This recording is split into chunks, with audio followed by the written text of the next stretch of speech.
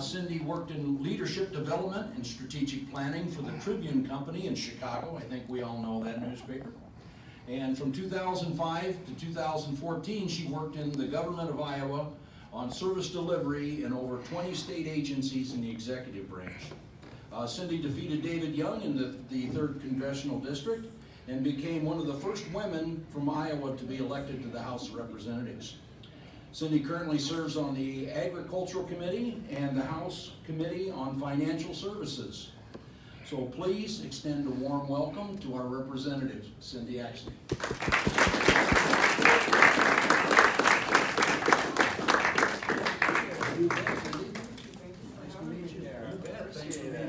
How's everybody doing today? Good. Good. Well, I am thrilled to be here, and thank you for that nice introduction. I'm Cindy Axne, honored and humbled to be your 3rd District representative to the United States Congress. As you mentioned, I was born in Grand Rapids, but I'm a 5th generation Iowan. I was conceived here, then my parents moved to Michigan for 3 years, and then we came back. So I grew up here on the south side of Des Moines before moving over to West Des Moines. But I'm really standing here today, and I'm your representative today because of those good Iowa values that my parents taught me. My mom's from a farm outside of Milo, which is in Warren County. My dad's from a farm family in Marion County. I like to say they met at the district border. They met at the Bauer Church picnic, which is where a lot of folks met back in the day and continue to meet. And I've got a couple of sisters, and they raised us to make sure that we looked out for folks in our community. Because they said, you want to help your friends and your family, but make sure that you help others, because when everybody does well, then we all do well. And they said, stand up for what's right. My dad raised us to be pretty tough. I was changing a tire in 4th grade, and I think I split my first beer with him after I mowed the lawn when I was about 8. He's like, you girls deserve that. We had about this much.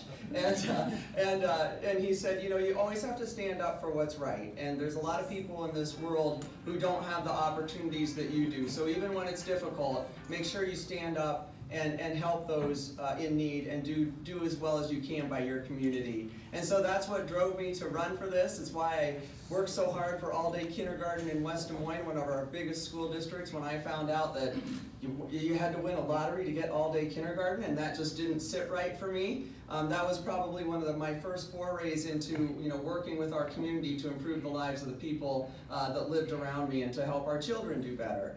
And then I had an opportunity, as you mentioned, to work for the state of Iowa under Governors Vilsack, Culver, and Branstad. Started out at the Department of Administrative Services and was head of leadership development for the state, making sure that our agencies were performing as well as they could. And then moving over to the Department of Management to oversee strategy for the state, running things like our energy and environment plan and helping make Iowa #2 in wind production in the country, but truly working with every state agency. My job is to go in and hold government accountable to using taxpayer dollars more wisely, get a better return on that investment, and improve people's lives. And a lot of that has to do with helping government function better as well. And boy, those skills are really needed out in Washington right now. So I'm thrilled to be able to bring those types of skill sets out to DC. And then I finished up my state career at the Department of Natural Resources as a division administrator, overseeing at any one point in time about 10 to 12 different units, including all of our back-end operations, our $300 million budget, but front-end things as well, like our engineers in our parks and our communications at Springbrook and education for kids on the outdoors. And so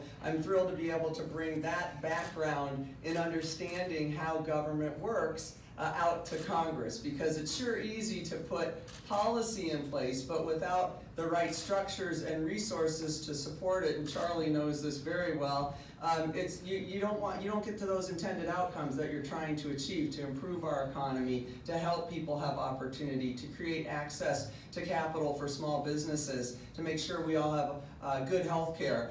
Without resources and structure there to support that policy, you might not reach those intended outcomes. And so it's really important that we understand how government works so that when we do implement policy, we're able to actually make sure that it has the impact that it needs. So those are some of the background that allows me to bring that out to Washington. And I'll tell you folks, I think we all saw it, and we know that things are fairly dysfunctional out in Washington. Now that I'm up close and personal with it, I can guarantee you that they are. But I hold out hope that we are going to move our way through those. We have folks out there that understand that it isn't just about the policy piece, and that's a really important job that we've got to make sure we bring opportunity to our constituents. But it's also about fixing those processes that quite honestly have created systems that in this country have limited people's opportunity. They've created systems out in Washington that work for the most vocal on both ends without really thinking about how most people think and what they want to see in this country. And so I'm out there to make sure that Iowans have a voice in this. When we've got 50 some odd representatives from California, and we've got all kinds of representatives from places like New York, and there's only 4 of us in Iowa, you got to be pretty darn loud. You have to have sharp elbows, and that's what I'm taking to the table out there. And I think you could see that in some of the things that I've recently been working on. We were talking earlier, John and I were talking about the flood. Was able to get $3 billion into the House appropriations bill that then was approved by the Senate and signed by the President. $3 billion specifically focused on Midwest floods. I was literally texting the head of appropriations, Nita Lowy, at almost midnight, which apparently isn't normal. They sit there like, what? I'm like, yeah. I needed to meet with her and her chief of staff, and we needed to get this language solid for Iowans. We needed to get statutory language so that those farmers who have uninsured grain in bins had that covered. We needed to make sure Iowa was in this bill, because some people were saying, listen, this bill has been pushed out of the House into the Senate, and if we try and open it up here to add this, then we could jeopardize it for all these people who have been waiting around the country in other places, in Texas and in other places in the South and in Florida where they've seen these disasters. And I said, you know what? My foot's in this door and it's staying here until Iowa gets in. So we got in, we got the funding. I got an additional almost $1 billion as well in amendments for the federal highway transportation to help us with our road infrastructure issues, and also in the emergency watershed program to help us with shoring up our rivers again. So working incredibly hard to make sure that we can make our people whole that have experienced this disaster. The bill also included things like mental health support, because we know our friends here are going through very difficult times. You can see it on their faces, and they need all the help that we can get. Pushing back on things like the USDA Congregational Meals Program when I'm on a phone call with them, and they say, well, we're not hearing anything about you needing congregational meals out there. And I said, you want to know why? Because Iowans step up and help people in need. So the cattlemen have been in, Hy-Vee's been in, Farm Bureau's been in, and they're providing these meals. But folks, we do need this. And so, that's true who we are. I said, you got to remember, when Iowans are in need, Iowans will step up. But it doesn't mean we don't need the help. So continuing to push back to make sure that our voices are heard on that. And that we're going to continue to work, because we know this takes way too long to get the disaster funding that people need. There are a lot of issues related to bureaucracy and red tape, and we're constantly pushing through those so that we can get that funding here and on the ground and help people get back to their lives and build our economy again. Working on a lot of things that I know are of a concern to the Chamber, bringing economic opportunity to our communities, ensuring that every single kid has an opportunity for a post-secondary education, whether it's trade school and apprenticeship programs, or 2-year college or 4-year college.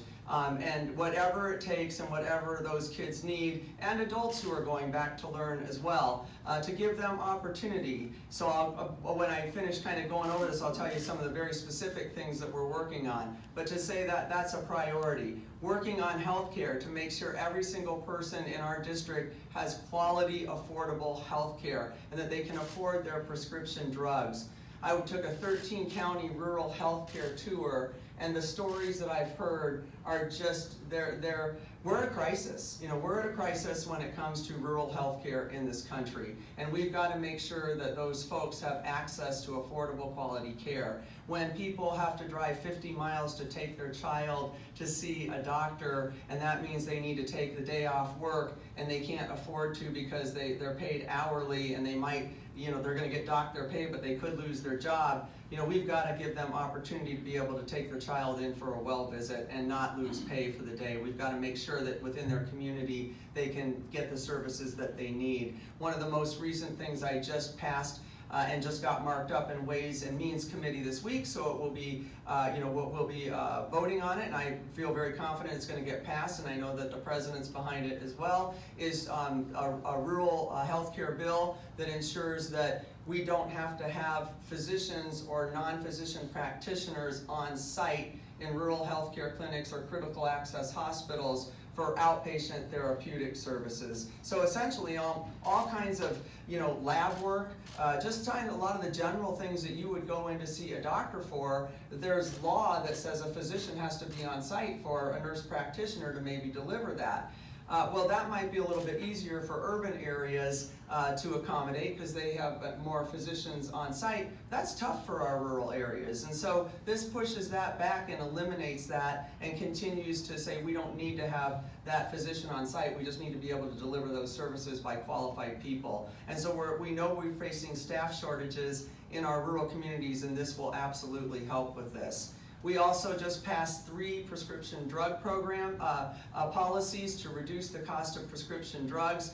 Unfortunately, what we're seeing in this country right now is big pharma and generic manufacturers working together, to park the patents so that we can't bring more generics to market. If generics can come to market, it forces competition and forces prices down. But when big pharma wants to coordinate with those generic companies so they can all profit, it means that none of us see lower costs for prescription drugs. So we're fighting back against that because we know how important it is. As Mike mentioned, I'm on Financial Services Committee as well as Agriculture, and on Financial Services Committee we're heavily working on opportunities to protect like people with massive student loan debt. We actually added to the CFPB the responsibility to make sure that student loans were included in looking at opportunity, because we didn't have an office there that looked at the impact of student loans on people's financial opportunities, so we pushed that bill forward. We're always making sure that we help business and economy grow, but we also protect consumers and investors. And I think that that's a voice that I bring to the table that's dramatically needed out in Washington. I've always said we can help business and we can grow our economy and we can protect consumers and investors at the same time. And we can improve our farmers' yields and make sure that they've got access to trade, but we can also protect our soil and our water at the same time too. And I think those voices are needed out in Washington that understands that there's always a common ground that we can find and work together to get to these good solutions. So there's a heck of a lot more that we're working on, and briefly I'll just show you a couple of those things because I know what some of your concerns are here. But just so you know, recently just voted specifically for an amendment of $150 million for a new investment in community colleges. That was part of the $50 billion that I secured in federal funding to expand access to college, career, and technical learning. That's just one of the things working on from an education perspective. From a healthcare perspective, I'm on the healthcare task force with the New Democrats coalition, so we're 103 strong within the Democratic majority. These are the pragmatic, solutions-oriented, put your heads down, get to work, solve problems caucus. That is the majority of people in the Democratic Party who understand we're here to work for hardworking families across this country and give them opportunity, and that means by solving problems for them and cutting through all that red tape. And that's who we are. We aren't the ones who went out there to be put all over social media or to have the loudest voice. We're the ones who went out there to solve problems and get things done for the people across this country. Also made sure that I'm protecting the Medicare Advantage program to ensure that our Iowa seniors have that access to good health care as they age. And of course, continuing to protect people with pre-existing conditions. Was part of the Mental Health Access Improvement Act and co-sponsored that bill to provide coverage for marriage and family therapists and services, as well as mental health counselor services under Medicare.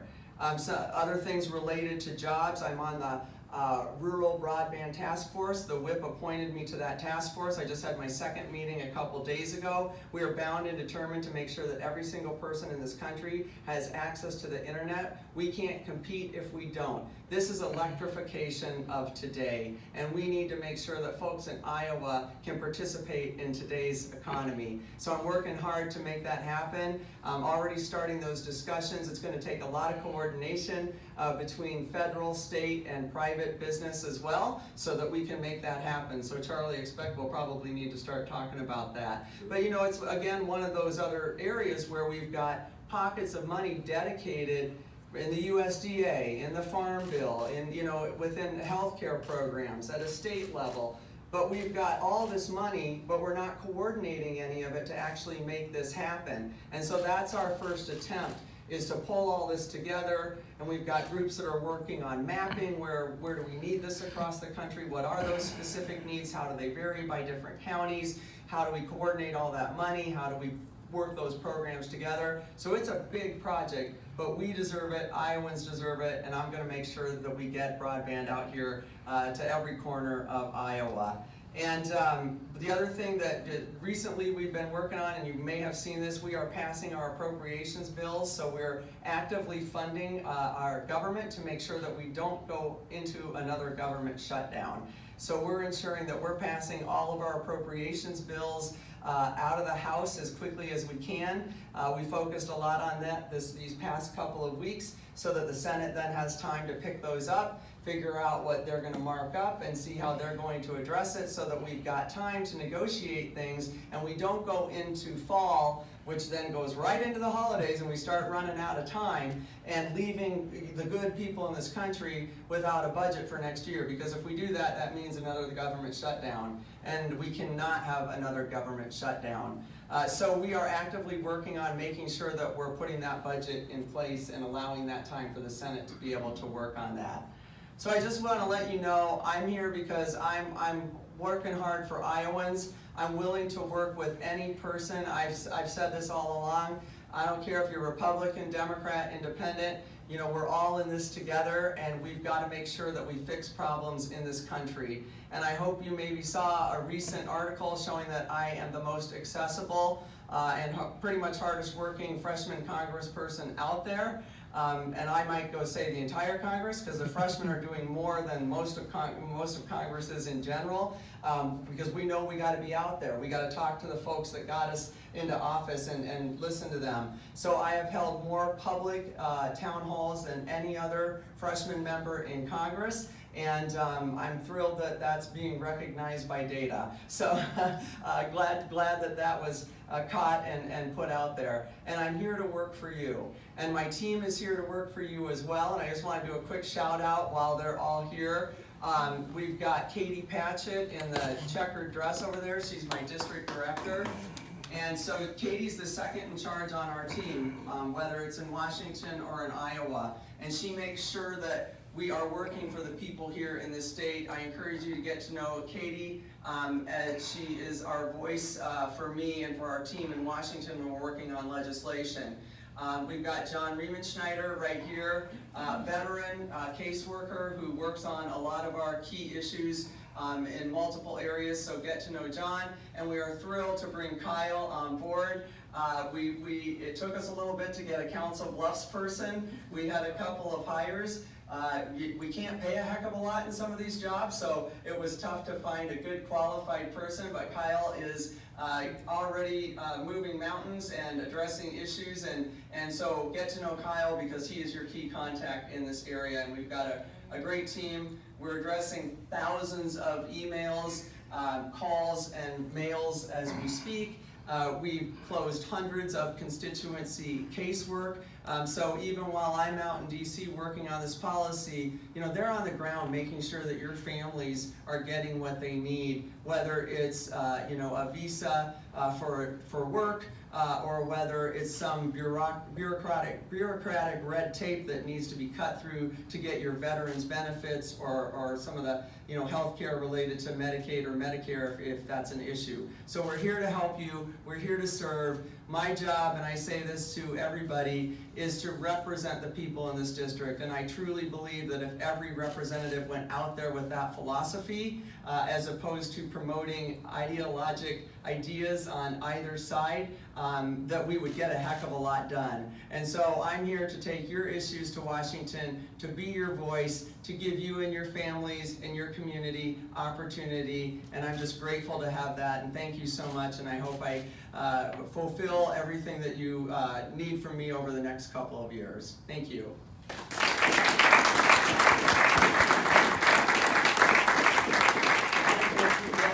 Sure. Okay, questions, anybody? Cindy? Okay, with the House budget, we'll have a plan to deal with the U.S. Debt. So we've got a lot of things that we need to do with the U.S. debt. As you know, it's climbing astronomically at this rate. So the House budget doesn't necessarily deal with some of the massive impacts of debt. I'm going to tell you what's really the issue with our debt right now. The loan payments that we're paying to China are strapping this country. We're literally financing Chinese military at this point because we've taken so much out in loans because we're not taking in enough revenue.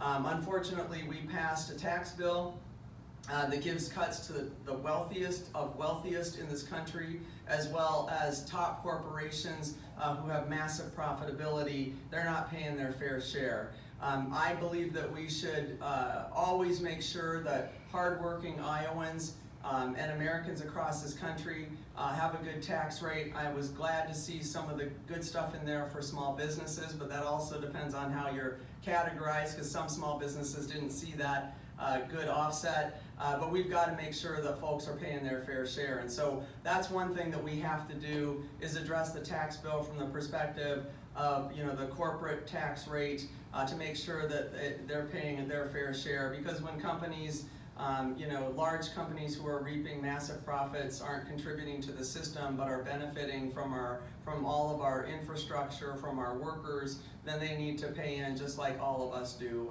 to support our own communities. So we're going to have to work on that issue. Certainly we're looking at the respective departments to make sure that they're being efficient with their funding and that we're spending it wisely.